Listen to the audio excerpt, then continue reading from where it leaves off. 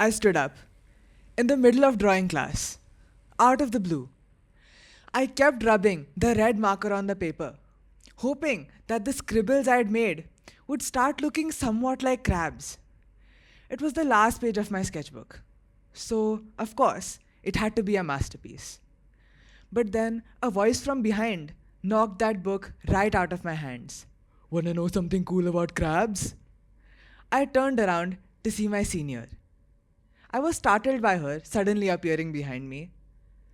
I didn't know her particularly well at the time, but through my knack for overhearing things, I did know some facts about her, such as she wanted to be a designer, but her parents would only have her be an engineer.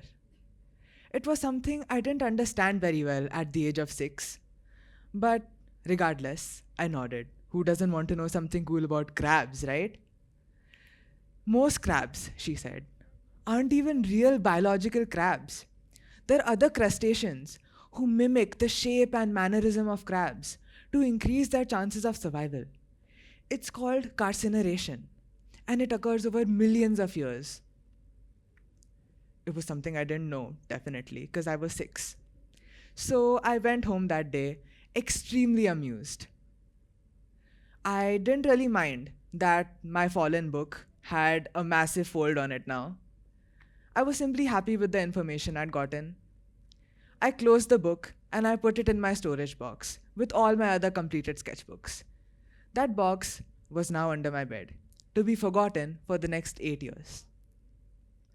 8 years later, it was time for me to move across the city. And I was removing all the storage boxes from under my bed, going through all of my stuff, figuring out what to keep and what to throw. That's when I came across the sketchbook again. My eyes immediately went to the last page. These twin crabs with that massive fold in the corner, which I was trying to ignore. When I smoothened out the fold, I had a vivid recollection of all the events that had happened that day. Except this time, wonder wasn't the only thing I felt. I also felt a little bit of irony. Now, this girl, my senior, she had spoken so critically of these poor little creatures who had to give up their originality for their survival. But wasn't she doing something that was a bit similar? She was treading on the path that she believed others thought would be safe and acceptable and approved while giving up her own originality. It's as if she never had a choice to begin with regarding what direction she would take in her own life. But we're not crabs or lobsters, right? Can I confirm from everyone? None of us is a crustacean, right? We're all humans. So, why can't we decide what turns we take in our lives and what shape we take? That brings me to decisions. Decisions. We often think that they're rare occurrences. It happens from time to time, and whenever it happens, there's a huge build up to it, very climactic. But in reality, it happens every second. Every second, we perform some action or the other, whether it be wishing your parents good night or even moving across the city. Every single action is a decision. So, if decisions are the drivers of change, can we not say that we're always changing? But here's the catch. We live in a rather peculiar era. Well, I'm sure I can confirm from everyone that people older than us are always trying to make our decisions for us. But now there's an added layer. Now, a marketing team sitting in an office somewhere also wants us to make decisions based on what they want, because they know just how easy we have become to control. Well, that's just how it is. But that also makes you wonder, who is bearing the consequences for all these actions? If so many people are responsible for these actions, shouldn't they be bearing the consequences? But no, it's you. And now you'd wonder, if these decisions are so evil, then why do we even make them? We're fooled into making them through buzzwords like success and perfection and discipline, words that we believe have been defined by a dictionary. But in reality, when people use these words, what they really mean is their expectations, beliefs, and stigmas stacked on top of each other, like three children in a trench coat, pretending to be a man that says, acceptance is right here, come on, come on. So, that's decisions. Can we make good decisions? Depends on a lot of factors.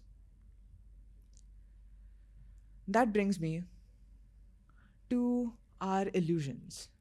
Our illusion that we are autonomous. A lot of us live under silent influence. There are some influences that we can see, such as people always being at odds, trying to find out who can influence the other more. But then there are some influences that we simply don't see.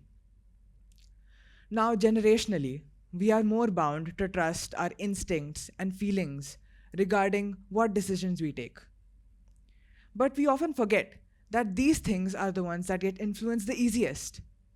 In fact, as soon as a glamorous stranger who is in your peer group or perhaps who you see on the internet tells you what success, discipline, or perfection should look like, in that moment, you give up your own preference.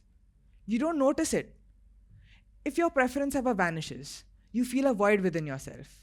But now you don't, because your preference isn't gone, it's been replaced.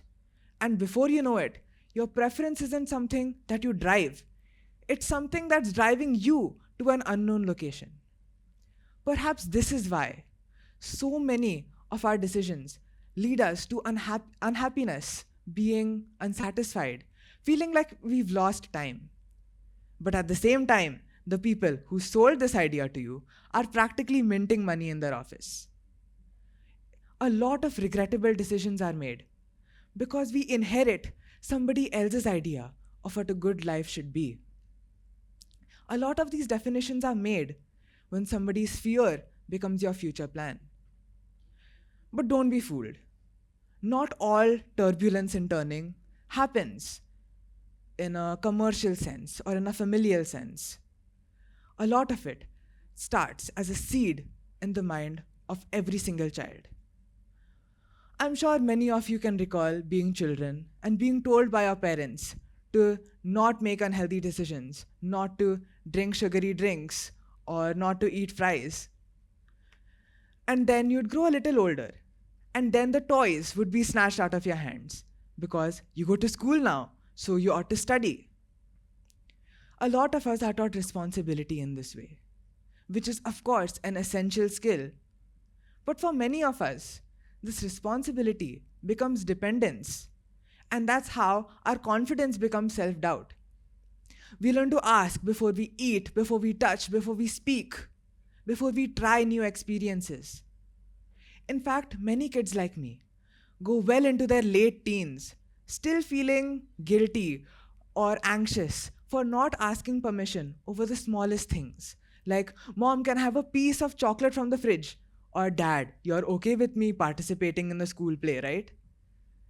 Let me segue this into an anecdote. I was freshly 16, hanging out with an old friend. We'd been in the mall for hours and we hadn't had a single sip of water. So, of course, scavenging for this resource, we went into the food court. And that's when I saw it. It was like the light at the end of a tunnel for a cave diver.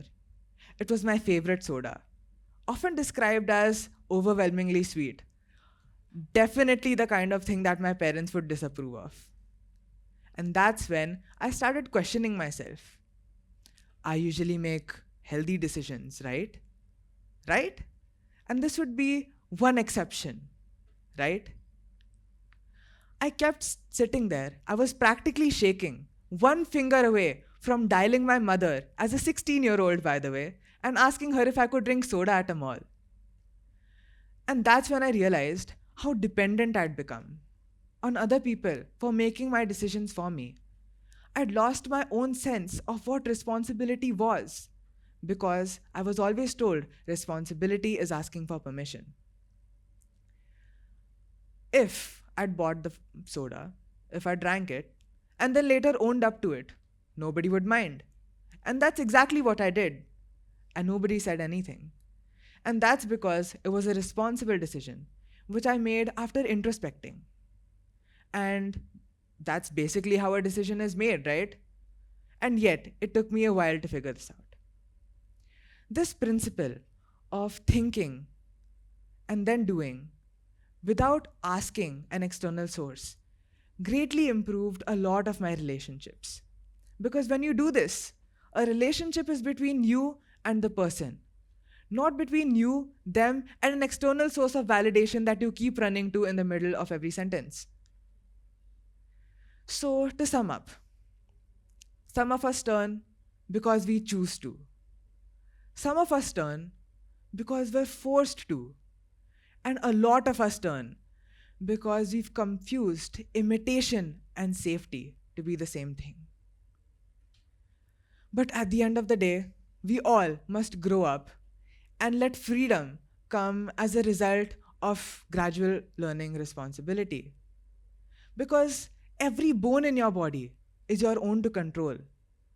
So we can learn, we can grow, we can change how we turn. But never ever let somebody dictate what turns you take, what direction you turn in. Never let them kick you like a football the other way. I hope you feel more autonomous after hearing this. Because, look, crabs are really cool. I'm all for crabs. But I like all of you how I can see you right now. Thank you.